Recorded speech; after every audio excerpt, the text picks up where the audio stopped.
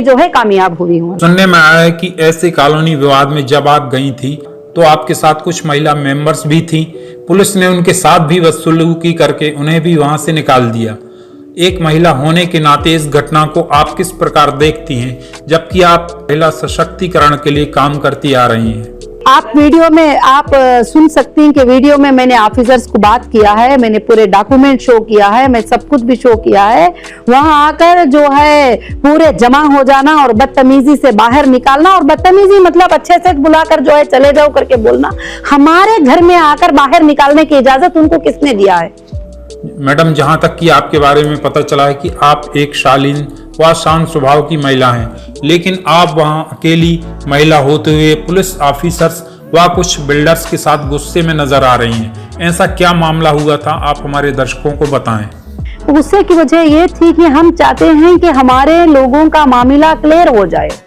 बय्यर payment करने को ready है और वहां पर सुप्रीम कोर्ट में आर्ग्यूमेंट हो चुका है और सुप्रीम कोर्ट ने कह दिया है अगर अब पुलिस चाबी ले जाकर अपने पास रखती है, बय्यर को वहां आने नहीं देती है, तो कौन सा बय्यर होगा जो पैसे ट्रांसफर करेगा? आप बताइए। सच बात। गेट नहीं खोलने देंगे तो कौन सा बय्यर होगा कि वहां पर पैसे ट्रांसफर करेगा?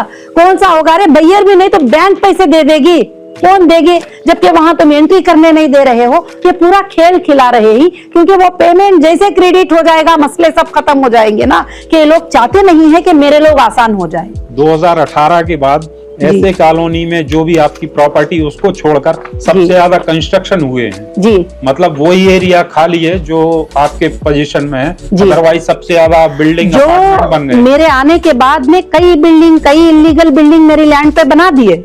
जो खाली लैंड थी उसको मैंने प्रोटेक्ट किया, बाद में डिमार्केशन करवाया, बाद में मैंने सुप्रीम कोर्ट में उसको सबमिट करवाया। इंशाअल्लाह एक एक बिलिस्ट लैंड भी ली जाएगी। आपको पता है ना, नयोडा में 2 बहुत बड़े बिल्डिंग बनाए गए थे, इलीगल, टूट गए ना 2 सेकंड में टूट गए। तो ये कोई बड़ी बात नहीं है, सब टूटेंगे, सब चीजें टूटेंगे इंशाअल्लाह। मेरा गुस्सा होने का मतलब ही यही था कि यहाँ पर जुल्म हो रहा है, अन्याय हो रहा है, सुप्रीम कोर्ट हाई कोर्ट के आर्डर का उल्लंघन हो रहा है। यहाँ पर मुझे जो है ऑफिसर बोलती हैं कि नहीं ये आर्डर में हमारा नाम कहाँ है, बताओ। आप अपने इन्वेस्टर से क्या सपोर्ट चाहती हैं?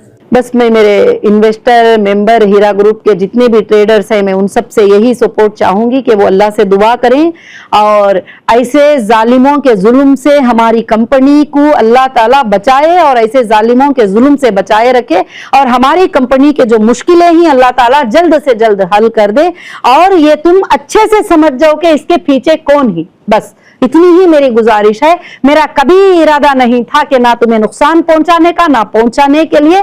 आज भी रात और दिन मेरी दुआ है कि आपके घरों में बेहिसाब बरकतें आ जाए, बेहिसाब बरकतें आ जाए और मेरा काम हल हो जाए और मिनटों में मैं आपके घरों तक आपकी बरकतों को पहुंचा दूं। यही मेरी दुआ है बस अल्लाह से, और आप सब भी वो दुआ करें और मेरे साथ रहें बस इंशाअल्लाह। आप एक महिला हैं और अपने ही मुस्लिम भाई बहनों की वजह से आप तकलीफ में आ गई। आपके जो मेंबर्स कोर्ट में केस किए हैं जिनकी वजह से आपको आपकी कंपनी को नुकसान उठाना पड़ा, अपने कोर्ट में इस FIR के माध्यम से कितना पैसा जमा किया व कितने लोगों को कोर्ट के माध्यम से अब तक पेमेंट हुआ?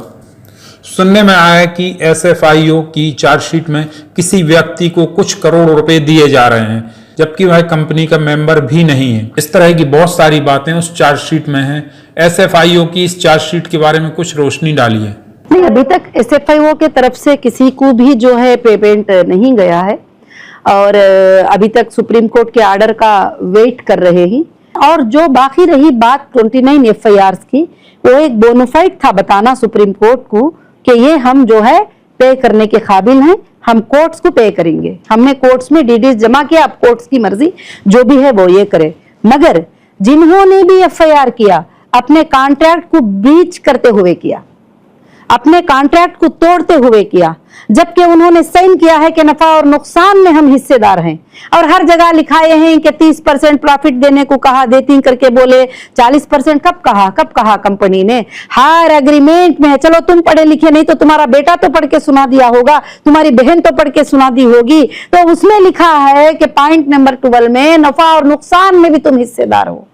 नफा, अगर प्रॉफिट आएगा, लॉस आएगा, दो में भी तुम हिस्सेदार हो, तो फिर कॉन्ट्रैक्ट को ब्रीच भी नहीं कर सकते। और आज पेमेंट करते ही कल एफआईआर करते ही, जबकि तुम्हारी मुद्दत 1 साल की होती है तो उसके अंदर तुम कर ही नहीं सकते। बहुत सारे चीजें ही आगे चलकर सुप्रीम कोर्ट में सारे मुद्दों पे बात उठेगी, एफआईआर पे बात उठेगी, सब चीजों पे बात उठेगी। सुना है कि बहुत सारे मेंबर्स ने एसएफआईओ में अपना एफिडेविट भी सबमिट किया है कि वह कंप्लेंट करने वहां नहीं गए थे, लेकिन उनका नाम इसमें कैसे सामने आया?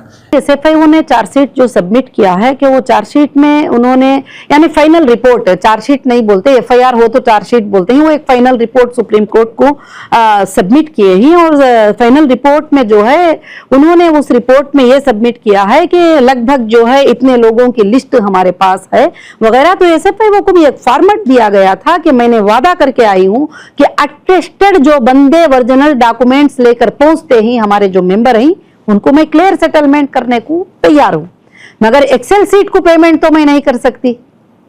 एक्सेल सीट का जो पेमेंट होता है, एक्सेल सीट में नेम पेमेंट, एक्सेल सीट तो मैं भी बना